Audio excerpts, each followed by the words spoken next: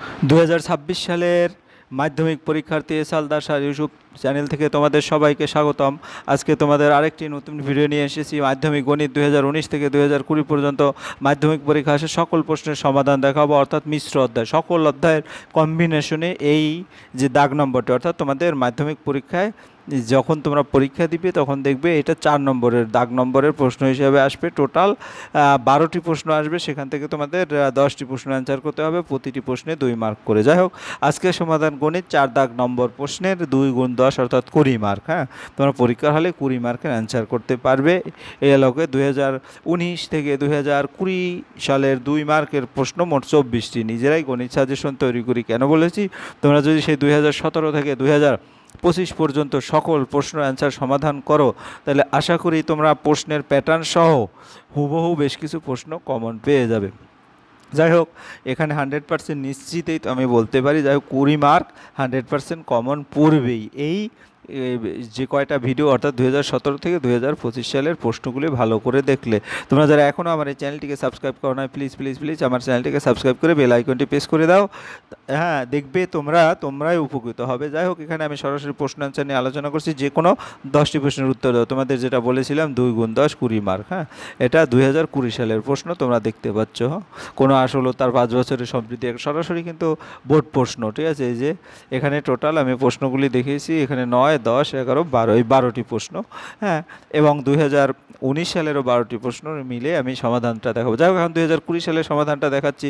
কোনো আসল তার 5 বছরের সব বৃদ্ধিমূলের অনুপাত 5:6 হলে বার্ষিক সরল সুদের হার নির্ণয় করো। ধরি আসলের পরিমাণ পি টাকা এবং বার্ষিক সরল সুদের হার R%। এখন পি টাকার 5 বছরের সব বৃদ্ধিমূল পি প্লাস, সব বৃদ্ধিমূল হচ্ছে মূল প্লাস সুদ, P into 5 into R divided 100, অর্থাৎ P into 1 plus R by 20 টাকা। শর্তানুসারে পি অনুপাত P into 1 plus R by 2 হলো 5:6। এখান থেকে যদি আমি নর্মাল ক্যালকুলেশন করলে আমরা দেখতে পাই যে 1 বাই যেটা আছে এখানে আর গুণন করে 5 প্লাস 5/20, এখানে আলাদা করে ক্যালকুলেশন আর ইকুয়াল 4 আসে। বার্ষিক সরল সুদের হার হচ্ছে তোমার 4%। আচ্ছা, আমরা আবার 2 নম্বরে চলে যাই। এ ও বি কোন ব্যবসায়ে 1050 টাকা লাভ করে, এর মূলধন 900 টাকা এবং লভ্যাংশ 630 টাকা হলে বি এর মূলধন কত? ধরি এ বি এর মূলধন x টাকা, তাহলে এ বি এর মূলধনের অনুপাত হচ্ছে 900 x টাকা। শর্তানুসারে 900 প্লাস এক্স ইন্টু 1050 = 630 টাকা। অর্থাৎ এখানে হচ্ছে তোমার পিটিআর ডিভাইডেড 100 যেটা আছে সেটার আর কি, তাই তো? তাহলে এখান থেকে আমরা যদি ক্যালকুলেশন করি ডিভাইডে করে, তাহলে আলাদা আলাদা করে, তাহলে দেখা যাচ্ছে কি এর সাথে এর গুণ হয়ে যাবে, যে এর সাথে এটার গুণ, এর সাথে এটার গুণ। তাই 900 গুণ 5 4500 লেখা আছে, আর 3 গুণ 900 মানে 2700, আর 3x এভাবে করে ক্যালকুলেশন করে এক্সের মান 600, অর্থাৎ বি এর মূলধন 600 টাকা। এরপর আমরা চলেছি 3 নম্বরে, এক্স অনুপাত ওয়াই, ওয়াই অনুপাত জেড এবং জেড অনুপাত এক্স এর ভেদ ধ্রুবক তিনটির গুণফল নির্ণয় করো। তাহলে এক্স, যেহেতু এক্স অনুপাত ওয়াই, কাজে এক্স ইকুয়াল কে 1 ওয়াই কে একটা অশূন্য ভেদ ধ্রুবক। আবার ওয়াই অনুপাত জেড, অর্থাৎ ওয়াই ইকুয়াল কে 2 জেড কে 2 একটা অশূন্য ভেদ ধ্রুবক। আবার জেড অনুপাত এক্স, জেড ইকুয়াল কে 3 এক্স, অর্থাৎ কে 3 একটা অশূন্য ভেদ ধ্রুবক। এখানে 1 2 3 সমীকরণ গুণ করে পাই বাম পাশে এক্স ওয়াই জেড, ডান পাশে কে 1 কে 2 কে 3 এক্স ওয়াই জেড। তাহলে কে 1 কে 2 কে 3 উভয় পাশে এক্স ওয়াই জেড কারাকারি করলে 1। ভেদ ধ্রুবক তিনটির গুণফলের মান হচ্ছে 1। এটি ভেদ ধ্রুবকের তিনটির মধ্যে সম্পর্ক। এরপর আমরা 4 নম্বরের প্রশ্নে চলে যাই। 5x² minus 2x plus 3 equal 0 দীঘার সমীকরণ বীজ দ্য আলফা বিটা হলে 1/α প্লাস 1/বিটার মান নির্ণয় করো। তাহলে 5x² minus 2x plus 3 equal দীঘার সমীকরণের বীজদ্বয় দেওয়া আছে আলফা বিটাতে। আমরা জানি কি বীজদ্বয়ের যোগফল, অর্থাৎ আলফা প্লাস বিটা হচ্ছে মাইনাস এক্সের সহগ। তো মাইনাস এক্সের সহগ এখানে কত আছে? এখানে -2 আছে। আর এক্স স্কোয়ারের সহগ, এক্স স্কোয়ারের সহগ কত আছে? যে 5 আছে। তাহলে উপরে -2 ডিভাইডেড 5, অর্থাৎ 2/5। আলফা বিটা হচ্ছে ধ্রুবপদ ডিভাইডেড এক্স স্কোয়ারের সহগ 3/5। তাহলে 1/α প্লাস 1/বিটা, এটা যদি লসাগু করি alpha plus beta divided alpha plus beta হচ্ছে 2/5, আর আলফা বিটা হচ্ছে 3/5। এখন গুণ করে উল্টে দিলে দেখা যাচ্ছে কত আসে? 2/3। তাহলে আমার 1/α প্লাস 1/বিটার মান 2/3। এবিসিডি আয়তক্ষেত্রের চিত্রে অভ্যন্তরে ও একটি বিন্দু, এই যে বিন্দু, হ্যাঁ এইভাবে এমনভাবে অবস্থিত যেন ওবি সমান 6 সেন্টিমিটার, ওডি সমান 8 সেন্টিমিটার এবং ওএ সমান 5 সেন্টিমিটার। তাহলে ওসি এর দৈর্ঘ্য নির্ণয় করো। এবিসিডি আয়তচিত্রের অভ্যন্তরে ও একটি বিন্দু O square plus OC square equal OB square plus OD square হয় আয়তকার চিত্র যেহেতু, তাই তো। তাহলে এই দুটো সমান, এই দুটো O square plus OC square OB square plus OD square লিখলাম, মানগুলি বসিয়ে দিলাম, এক এক করে ওসি এর মান আলাদা করে বের হয়ে যাবে। অর্থাৎ ওসি স্কোয়ার সমান 75, ওসি সমান 5√3, দ্যাট মিনস ওসি ইকুয়াল 5√3। এরপর আমরা চলে যাচ্ছি 6 নম্বরে। এবিসি একটি সমকোণী ত্রিভুজ, এবিসি ইকুয়াল কোণ ইকুয়াল 90 ডিগ্রি, এবি সমান 3 সেন্টিমিটার, বিসি সমান 4 সেন্টিমিটার, বি বিন্দু থেকে এসি বাহুর উপর লম্ব বিডি যা এসি এর বাহুর দৈর্ঘ্য ডি বিন্দুতে মিলিত হয়, বিডি এর দৈর্ঘ্য নির্ণয় করো। তাহলে আমরা দেখছি এবিসি ত্রিভুজের এবিসি কোণ 90 ডিগ্রি, সমকোণিক হ্যাঁ বিন্দু বি থেকে অতিভুজ এসি এর উপর লম্ব বিডি। যেহেতু সমকোণী ত্রিভুজের সমকোণিক বিন্দু থেকে অতিভুজের উপর লম্ব অঙ্কন করলে হ্যাঁ লম্বের উভয় পাশে যে দুটি ত্রিভুজ উৎপন্ন হয় তারা পরস্পর সদৃশ, সুতরাং বিডিসি ত্রিভুজ এবং এডিবি পরস্পর সদৃশ। সদৃশ হলে কি হয়, বিডি ডিভাইডেড এডি, অর্থাৎ এই যে বিডি যার উপরে ডিভাইডেড এডি, অর্থাৎ এই যে এডি, ঠিক আছে, বিডি ডিভাইডেড এডি সমান ডিসি ডিভাইডেড হ্যাঁ বিডি। ডিসিটা কি, ডিসিটা হচ্ছে এই যে DC divided BC, DC divided BD, হ্যাঁ তাদ্রূপ বিসি ডিভাইডেড এবি, যেহেতু সদৃশকোণী ত্রিভুজের অনুরূপ বাহুগুলোর অনুপাত, কাজে আমরা কি বিডি বাই এডি সমান লিখবো বিসি বাই এবি, অর্থাৎ এইটা সমান এইটা লিখবো। তো এখানে BD by AD 4/3, AD by BD অর্থাৎ উঠে নিলাম 3/4, আবার ডিসি বাই বিডি হচ্ছে বিসি বাই এবি। তাহলে যেহেতু ডিসি বিডি সমান 4/3, তো AD by BD plus DC by BD 3/4 plus 4/4, এই টোটালটা এডি প্লাস ডিসি হচ্ছে কি এসি, আর ডিভাইডেড বিডি, তাহলে এসি বাই বিডি হচ্ছে 25/12, অর্থাৎ আবার এসি হচ্ছে AB square plus AC square সমকোণী ত্রিভুজের পিথাগোরাসের সূত্র অনুসারে। তাই মান দুটো বসানোর পরে বিডি আলাদা করে ক্যালকুলেশন 2 সমস্ত 2/5, এর দৈর্ঘ্য 2 পূর্ণ 2/5। এরপর আমরা দুটি ব্যাসার্ধের দৈর্ঘ্য 8 সেন্টিমিটার এবং 3 সেন্টিমিটার, তাদের কেন্দ্রদ্বয়ের মধ্যে দূরত্ব 13 সেন্টিমিটার, বৃত্ত দুটি সরল সাধারণ স্পর্শকের দৈর্ঘ্য নির্ণয় করো। দুটি বৃত্তের ব্যাসার্ধের দৈর্ঘ্য 8 সেন্টিমিটার, তাদের কেন্দ্রদ্বয়ের দূরত্ব যেটা দেওয়া আছে সেটা লিখবো। তো সুতরাং R1 সমান 8 সেন্টিমিটার, R2 সমান 3 সেন্টিমিটার, ডি সমান 13 সেন্টিমিটার। বৃত্ত দুটি সরল সাধারণ স্পর্শকের দৈর্ঘ্য সূত্র যেটা সেটা মনে রাখতে হবে, D square minus R1 minus R2 whole square centimetre. মানগুলো এক এক করে বসিয়ে দেয়, ডি হচ্ছে এখানে কত 13 এবং R1 8 এবং R2 হচ্ছে 3, মানটা বসালে দেখা যাচ্ছে 12 সেন্টিমিটার আসে। এরপরে আমরা 8 নম্বরে চলে যাব। একটি ঘড়ি ঘন্টার কাঁটা 1 ঘন্টায় যে কোনো আবর্তন কোণ তৈরি তার বৃত্তমান নির্ণয় করো। একটি ঘড়ি ঘন্টার কাঁটা 12 ঘন্টায় আবর্তন করে 360 ডিগ্রি, ঘড়ি 1 ঘন্টায় আবর্তন করে 360 ডিভাইডেড অর্থাৎ 30 ডিগ্রি। 30 ডিগ্রিকে এড়িয়ে নিলে 30 ডিভাইডেড পাইছি ডিভাইডেড 180, অর্থাৎ পাই ডিভাইডেড 6। যেহেতু ঘড়ি কাঁটা ঘুরলে ঋণাত্মক কোণ উৎপন্ন করে, 1 ঘন্টায় ঘড়ি কাঁটা যে কোণ উৎপন্ন করে তার বৃত্তমান -π/6।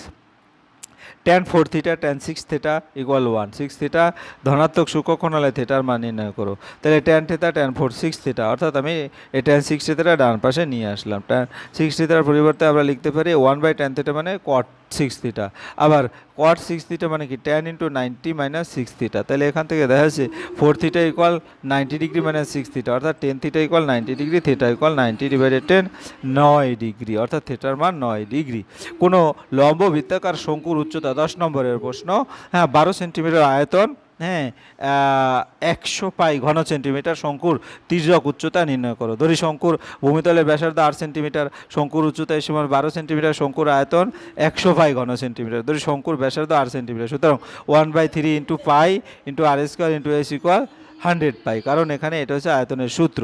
তাহলে এখান থেকে আমি যদি আলাদা আলাদা করে ক্যালকুলেশন করি পাই চলে যাবে, হ্যাঁ 4 এর পাশে গেলে অর্থাৎ আর এর মান 5 আসবে, আর এর মান 5 আসলে শঙ্কুর তির্যক উচ্চতা হবে L² সমান s² প্লাস r², মানটা বসিয়ে দিলে এল এর মানটা পাবো 13, অর্থাৎ শঙ্কুর তির্যক উচ্চতা 13 সেন্টিমিটার। এরপর আমরা চলে যাচ্ছি 11 নম্বর। দুটি গোলকের বক্রতলের ক্ষেত্রফলের অনুপাত 1:4 হলে তার আয়তনের অনুপাত নির্ণয় করো। দুটি গোলকের বক্রতলের অনুপাত হচ্ছে 1:4। ধরি গোলকটির ব্যাসার্ধ R1 এবং একক এবং R2 একক, তাহলে ক্ষেত্রফল 4π R1² 4π R2² ইকুয়াল 1:4। একটাকে আরেকটা তার 4 কেটে যাবে, R1/R2 whole square equal 1/4, R1/R2 equal 1/2, R1 অনুপাত R2 হচ্ছে 1:2। গোলক দুটি আয়তনের অনুপাত 4/3 পাই আর 1 কিউব। এখানেও আমি যদি আলাদা আলাদা করে দেখি, কাটাকাটি করি, R1/R2, তাহলে 1/8, অর্থাৎ আয়তনের অনুপাত হবে 1:8। এরপরে আমরা সর্বশেষ 12 নম্বর, অর্থাৎ 2020-র 12 নম্বর। এরপর আবার 2019-এরটাও দেখাবো। UI = xi-35/10 summation fi UI = 30 summation fi = 60 হয়, তাহলে x ভারের মান নির্ণয় করো। এখানে a হচ্ছে 35, h হচ্ছে 10, এটা প্রশ্নে কি আছে, দেওয়াই আছে। তাহলে X bar equal A plus summation F I U I divided F I into H, এটা মানটা মনে রাখবে।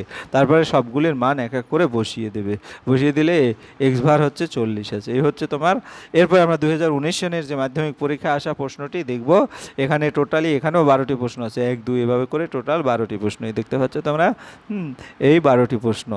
তাহলে এখন আমরা সরাসরি উত্তরটা চলে যাচ্ছি। বার্ষিক 5% সরল সুদের হারে কত টাকার মাসিক সুদ 1 টাকা তা নির্ণয় করো। ধরি আসল x টাকা, শর্তানুসারে I = PTR x × 1/12 × R আর R ডিভাইডেড 100। তাহলে এখানে মানটা বসায় ক্যালকুলেশন করলে দেখা যাচ্ছে x এর মান 240, মাসিক সুদ 240 টাকা। এরপর 2 নম্বরের প্রশ্নে যাব। একটি অংশীদারি ব্যবসায় 3 জনের মূলধন অনুপাত 3:5:8। প্রথম ব্যক্তির লাভ তৃতীয় ব্যক্তির লাভের থেকে 60 টাকা কম হলে ব্যবসায়ের মোট কত টাকা লাভ হয়েছিল। ধরি ব্যবসায় মোট লাভ হয়েছিল x টাকা, প্রথম ব্যক্তির লাভ 3, আমরা জানি যে অনুপাতের যার সম্পর্কে বলা হয় সেটা উপরে আর বাকিগুলি যোগ হয়, ইন্টু x টাকা, অর্থাৎ 3x/16। তৃতীয় ব্যক্তির লাভ এখানে হচ্ছে 8x/16। তাহলে এই দুটার বিয়োগফল হচ্ছে 60। সুতরাং এখান থেকে ক্যালকুলেশন করলে দেখা যাচ্ছে 5x/16 = 60, দ্যাট মিনস x এর মান আসে 192। ব্যবসা মোট লাভ 192 টাকা। এরপরে আমরা 3 নম্বরে প্রশ্ন যাব। a/2 = b/3 = c/4 হলে ইকুয়াল টু a এইভাবে দেওয়া আছে, p এর মান নির্ণয় করো। তাহলে এটা দেওয়া আছে, ধরলাম k টোটালটার মান। তাহলে a = 2k, b = 3k, c = 4k। তাহলে মানটা এক এক করে যদি বসিয়ে দেই, তাহলে এখান থেকে মানটা বসাবো, বসালে p = 11 আসে, অর্থাৎ p = 11। x অনুপাত y², y অনুপাত 2a, y = 2a এবং x = a হলে দেখাও যে y² = 4x। x অনুপাত y², x = ky², y = k × 2a², a = k × 4a² হবে। মানটা বসালাম, k x = ky² হলো, ঠিক আছে। x = ky² অথবা x = y²/4a। তারপরে y² 4x প্রমাণিত। ABCD ট্রাপিজিয়ামের BC সমান্তরাল AD এবং AD = 4 সেন্টিমিটার, AC ও BD কর্ণদ্বয় এমনভাবে ও বিন্দুতে ছেদ করে যে AO/OC = BD, DO/OB = হাফ হয়। BC এর দৈর্ঘ্য কত লিখি। ABCD ট্রাপিজিয়ামের BC সমান্তরাল AD = 4 সেন্টিমিটার, AC ও BD কর্ণদ্বয় এমনভাবে ও বিন্দুতে ছেদ করে যে AO/OC = DO/OB = হাফ হয়। তাহলে এক্ষেত্রে আমরা যদি ট্রাপিজিয়ামটা দেখি, AOD ত্রিভুজ এবং COB ত্রিভুজের ক্ষেত্রে OAD কোণ এবং OCD কোণ একান্তর কোণ, যেহেতু এই দুটো সমান্তরাল, অর্থাৎ এটি সমান্তরাল BCAC ভেদক। সুতরাং আবার OD এ কোণ = OC একান্তর কোণ, যেহেতু AD সমান্তরাল BC এবং DB ভেদক, অর্থাৎ AOD কোণ = BOC কোণ সমান বিপ্রতীপ কোণ। কাজে AOD ত্রিভুজ এবং COB সদৃশকোণী ত্রিভুজের অনুরূপ বাহুগুলো AO/CO = DO/OB = AD/BC। কারণ আমার যে সূত্রটা বলে AO/OC DO/OB = half, AD/BC = half, 4 মানটা যদি বসিয়ে দিই, BC এর মান 8 সেন্টিমিটার। এরকম কিন্তু একটা অঙ্ক আমি সব প্রশ্নে দেখলাম এরকম আছে, ঠিক আছে। কাজে এই অঙ্কগুলো বেশি বেশি করে প্র্যাকটিস করবে। একটি বৃত্তে দুটি জ্যা AB এবং AC পরস্পর লম্ব, AB = 4 সেন্টিমিটার, AC = 3 সেন্টিমিটার হলে বৃত্তটির ব্যাসার্ধের দৈর্ঘ্য নির্ণয় করো। এই হচ্ছে বৃত্ত, সম্পূর্ণ মান দেওয়া আছে।